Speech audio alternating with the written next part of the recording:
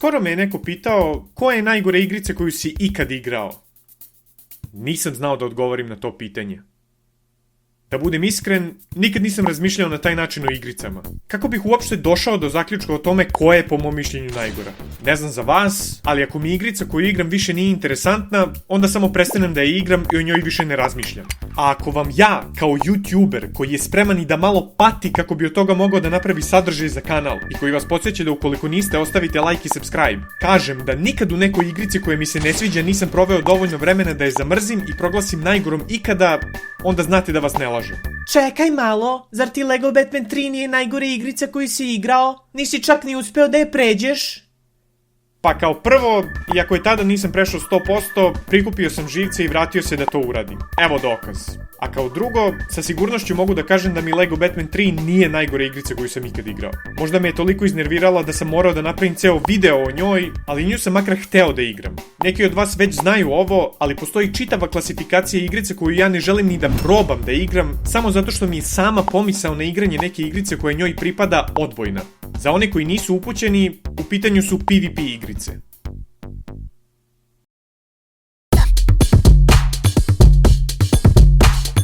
PvP znači player vs player, ili ti igrač protiv igrača. To znači da su ti glavni protivnici u igri drugi igrači koji je igraju u isto vreme, za razliku od PvE, ili ti player vs environment igrica u kojima ljudsko biće nije u kontroli tvojih protivnika, ili ti bolje rečeno, igraš protiv botova.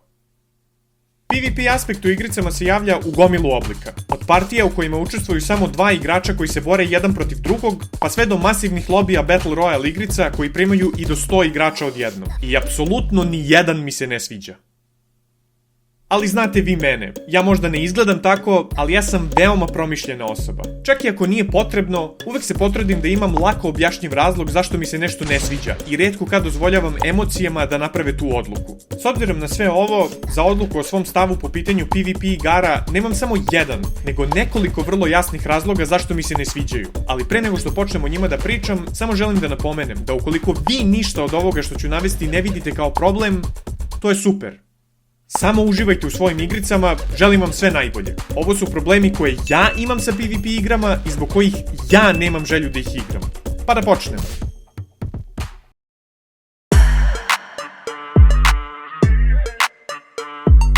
Kada igram protiv kompa, uvek znam šta me očekuje. Ako namestim igru na hard, bit će teže nego kad namestim na easy. Logično. A ako mi je hard mnogo teško, uvek mogu da spustim težinu i vežbam na manjoj, dok ne nakupim skill za veće težine.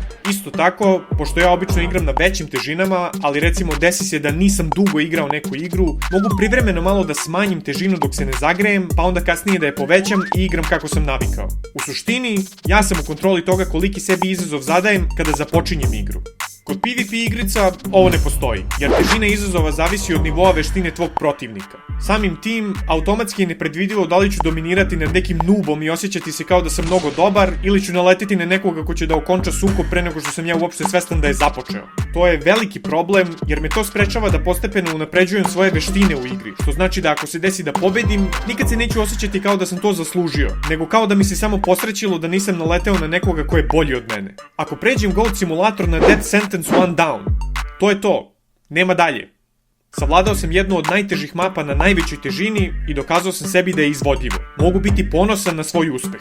A sa druge strane, ako pobedim partiju Overwatcha, koliki god da je protivnik pružao otpor, nikad neću moći da imam taj isti osjećaj. Jer će uvek da postoji neko ko je bolji od mene i samim tim imam još mnogo toga da savladam. Jedino možda ako bih uspeo da budem među prvima u svetu, ali to je za mene neostvarivo iz sledećeg razloga.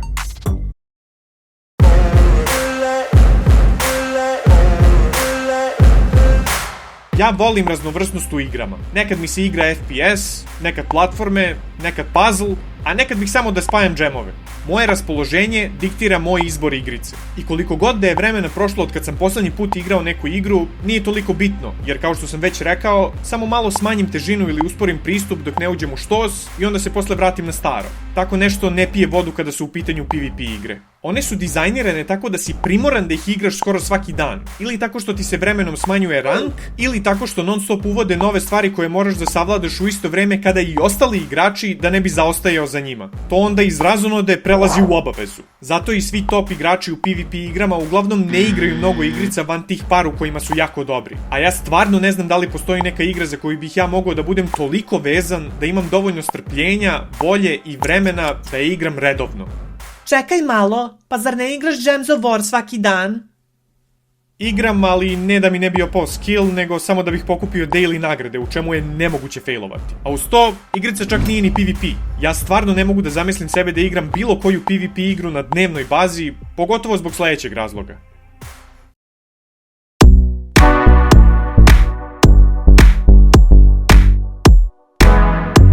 Ja nisam preterano komunikativna osoba. Ukoliko je moguće, uvek ću da izbegnem da se obratim nekome. Čak i ako mi je potrebna pomoć oko nečega, a ta osoba bi mi rešila problem za čas. Preću sam da se mučim malo, nego da pričam sa nepoznatom osobom. I zamisli sada mene u lobiju sa randomima i ja sad kao treba sa njima da komuniciram. Ma beži bre! Mene bre pojede anksioznost kada u Hearthstone pošaljem hello, a ne dobijem isto za uzvrat. Kako ću aktivno da komuniciram celu partiju? Upravo tako, nema šanse. Ali nisam ja jedini krivac u tome što je komunikacija nemoguća. Takođe je tako zbog sledećeg razloga.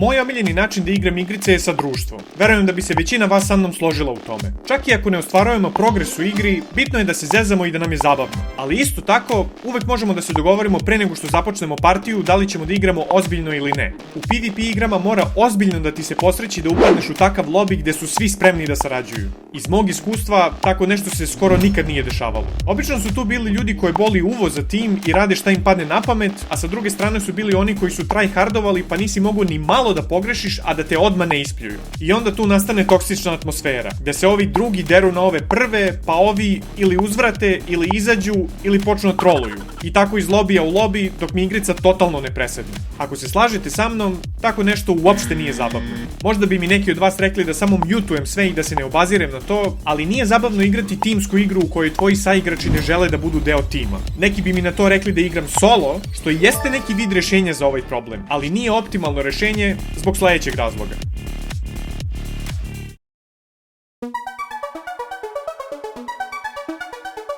Nisam veliki fan čitovanja, ali isto tako neću da se pretvaram da ja to nikad nisam u životu radio. Prešao sam sve Sirius Samove na Sirius sa uključenim God modom, dodavao sam sebi sunca u Plants vs. Zombies i naravno, toliko puta sam ukucao aspirine i leave mea lone u GTA Vice City da mi je postao refleks.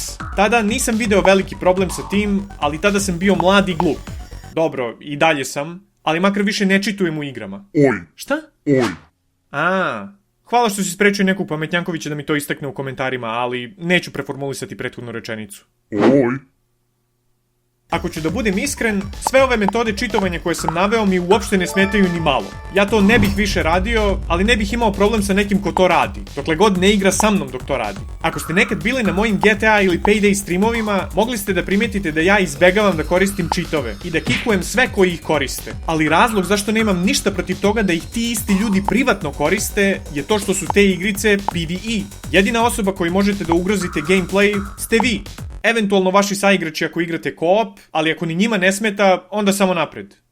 Kada su u pitanju PvP igre, tu je po mom mišljenju nedopustivo bilo kakvo čitovanje. Pogotovo ako je u pitanju competitive. Ja sam mnogo češće igrao casual, ali svakako složit ćete se sa mnom da nikom nije zabavno kada je u partiji sa cheaterom. Nažalost, iz mog iskustva, većina PvP igrica je sklona tome da ima cheatere. A za razliku od recimo Payday lobija, ovde ne možeš samo da ih kikuješ. Ali isto tako, ne možeš ni da im se suprotstaviš. Možeš da ih prijaviš, ali ništa ih ne sprečava da ponovo čituju sa novim nalogom. Pogotovo ako je igra free to play. Jedini način da ih izbegneš jeste da napustiš partiju i započneš novu, sa nadom da nećeš naletiti na još nekog čitera, što samo po sebi postaje problem zbog sledećeg razloga.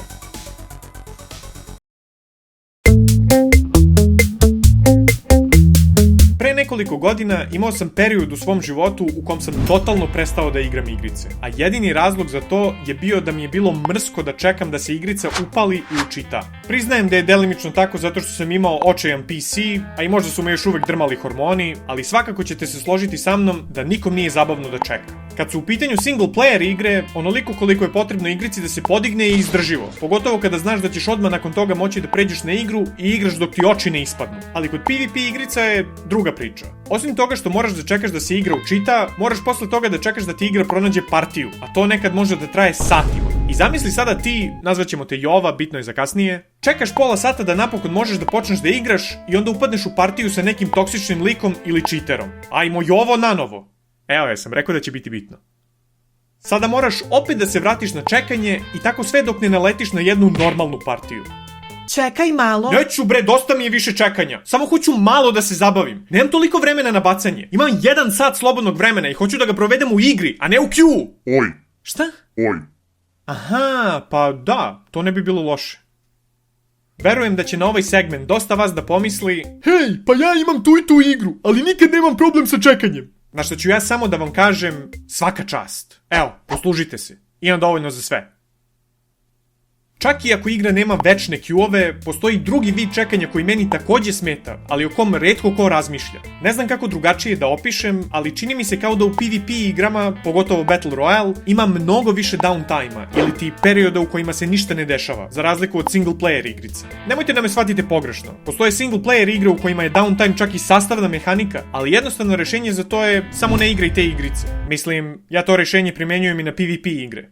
Ali sad kad sam već spomenuo ovaj vid čekanja, bio bi red da objasnim tačno na šta mislim. Složit ćete se sa mnom da u velikoj većini slučajeva akciju u Battle Royale igrama čine susreti sa drugim igračima. To znači da sve ostalo, što obuhvata na primjer letenje iznad mape, biranje lokacije za iskakanje, sletanje na mapu, istraživanje objekta u potrazi za oružjem, organizacija inventara i na kraju potraga za ostalim igračima, samo je pauza između akcije. A sve te aktivnosti koje sam naveo su obavezne da se urade i to u svakoj partiji koju započnete. Da se razumemo, ne kritikujem njihovo postojanje, nije to loše samo po sebi, ali mi je bitno da svi znate način na koji ja doživljavam ove igrice. Na osnovu malo vremena koje sam proveo u njima, akcija ili ti susret sa drugim igračima dešavao mi se jako rano ili jako kasno u partiji. Ishod je uvek bio negativan po mene, ali ako sletim na mapu i odmah umrem, smorim se jer samo što sam počeo partiju i sad moram opet da čekam sledeću. A sa druge strane, ako nekim čudom uspem da preživim skoro do kraja partije, to je obično zato što me niko do tada nije pronašao. Mada čim me neko pronađe, onda je bye bye. To znači da sam cijelu partiju proveo čekajući akciju, da bi se ona završila samo dok sam trepnuo. I onda posle toga opet moram da čekam sledeću partiju. Ne znam za vas, ali meni ovo uopšte ne zvuči zabavno. Znam da je rešenje za moj problem Git good. Ali toliko me smara ovo čekanje da bih radije samo igrao neku drugu igricu, kao što i radim. A ako gledamo realno, ovo rešenje za mene nikad neće biti primenljivo iz sledećeg razloga.